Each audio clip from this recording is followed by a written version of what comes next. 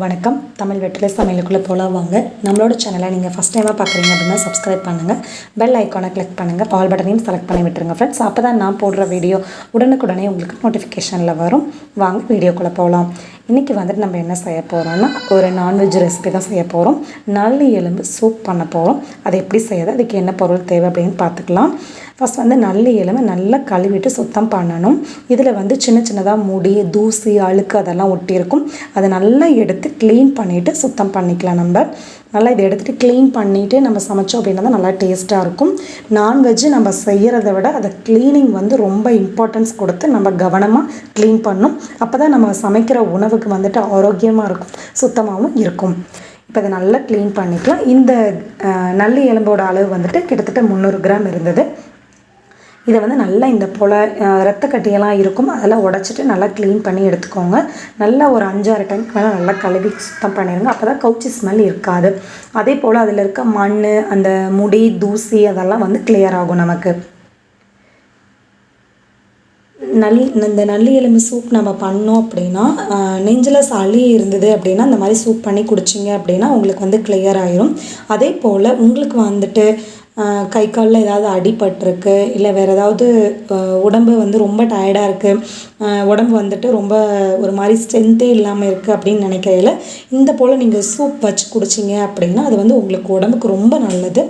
நம்ம க்ளீன் பண்ணி எடுத்தாச்சு. அதுக்கப்புறம் ஒரு மிக்ஸி ஜாரில் கொஞ்சம் ஜீரகம், மிளகு கொஞ்சம் அதிகமாக சேர்த்துக்கோங்க, ஜீரகம் குறைவாக சேர்த்துக்கோங்க, கருவேப்பிலை சேர்த்துட்டு கொஞ்சம் கொரகொரப்பாக அரைச்சி எடுத்துக்கலாம். தண்ணி சேர்த்துக்க வேண்டாம். ஒரு 5-6 சின்ன வெங்காயத்தை இந்த போல் இடிக்கல்லில் இடிச்சிட்டு சேர்த்திங்க அப்படின்னா நல்லா டேஸ்ட் கொடுக்கும். இடிக்கல் இல்லை, இடிக்க முடியாது அப்படின்னா மிக்ஸி ஜாரில் நம்ம ஜீரகம், மிளகு, கருவேப்பிலை அரைச்சோம் இல்லைங்களா, அதோடு இந்த சின்ன வெங்காயத்தையும் போட்டு கொரகொரப்பாக லைட்டாக ஒரு பல்ஸ் பண்ணிங்க அப்படின்னாவே உடஞ்சிரும். உடஞ்சதுக்கப்புறம் நம்ம எடுத்து சமைச்சுக்க ஆரம்பிச்சிடலாம். இப்போ வந்து இஞ்சி ஒரு துண்டு, பூண்டு 4-5 பல்லு சேர்த்துக்கோங்க. சேர்த்துட்டு இந்த போல் ஒன்று பாதியமாக இடிச்சுட்டு உள்ளே சேர்த்துக்கோங்க.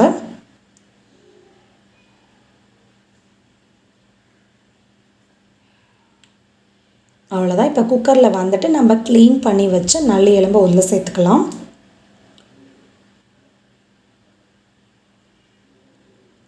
உள்ளே சேர்த்ததுக்கப்புறமா நம்ம மிக்சியில் கொரகொரப்பாக அரைச்சி எடுத்த ஜீரகம், மிளகு, கருவேப்பிலையை சேர்த்துக்கோங்க.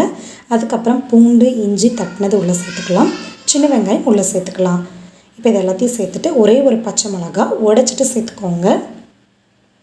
இது வந்து மிளகு நம்ம அதிகமாக சேர்த்தி செஞ்சோம் அப்படின்னா நல்லாயிருக்கும். சூப் வந்துட்டு குடிக்கிறதுக்கு நல்லாயிருக்கும். அதே போல் சளி எல்லாம் அப்படியே கரைஞ்சி வெளில வந்துடும் நமக்கு. மல்லி இலை, புதினா இலை, கருவேப்பிலை சேர்த்துக்கோங்க. தேவையான அளவு உப்பு சேர்த்துக்கோங்க. கொஞ்சம் மஞ்சத்தூள் சேர்த்துக்கோங்க. இப்போ நம்ம இது மூழ்கிற அளவு தண்ணி வச்சுக்கலாம். கிட்டத்தட்ட நான் வந்து இதுக்கு 8 விசில் விட்டேன். எனக்கு கரெக்டாக இருந்தது. நம்ம எண்ணெய் எதுவுமே சேர்த்துல, இதை கவனிச்சுக்கோங்க.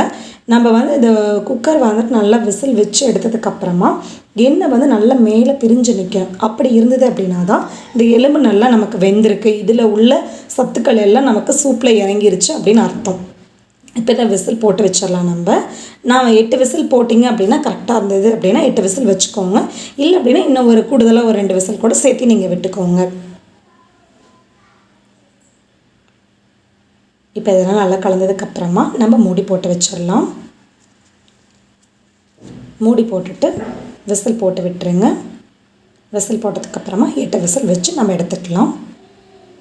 இது இந்த போல் நம்ம சூப் பண்ணி குடித்தோம் அப்படின்னா அந்த எலும்பில் சென்டரில் வந்துட்டு ஊன் பகுதின்னு சொல்லுவாங்க. அது வந்து கிட்டத்தட்ட ஈரலோட டேஸ்ட்லேயே இருக்கும். அது வந்து நம்ம நல்லா உறிஞ்சி சாப்பிட்டோம் அப்படின்னா தான் நல்ல சத்துக்கள் வந்து நல்லா கிடைக்கும் நமக்கு.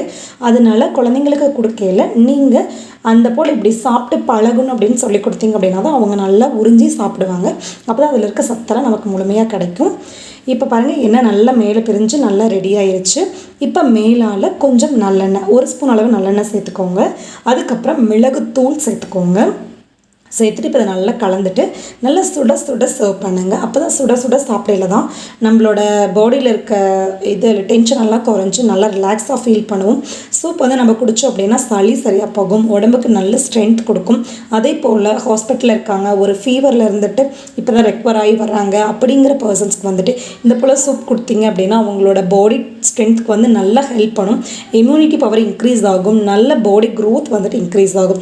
ஸோ அதனால் இந்த போல் நீங்கள் சூப் செஞ்சு செஞ்சு கொடுங்க. உங்கள் குட்டீஸுக்கு ஃபஸ்ட் வந்துட்டு நான்வெஜ் வந்துட்டு சாப்பிட பழக்கையில் இந்த போல் சூப் செஞ்சு சாப்பிட கொடுத்து பழக்கினீங்க அப்படின்னா தான் அவங்க வந்துட்டு ஒரு மாதிரி இருக்குது, வளவலன்னு இருக்குது, கொலன்னு இருக்குது, நான் சாப்பிடல, எனக்கு வேண்டாம் அப்படின்னு அவங்க சொல்லவே மாட்டாங்க. இந்த சூப்போட டேஸ்ட் வந்து நல்லா பட்டுது அப்படின்னா தான் அவங்கள நான்வெஜ் வந்துட்டு நல்லா ஈஸியாக ஃப்ரீயாக சாப்பிட ஆரம்பிச்சிருவாங்க. சில பேர் வந்துட்டு நான்வெஜ் வந்துட்டு பிடிக்கவே பிடிக்காது, சாப்பிடவே மாட்டாங்க.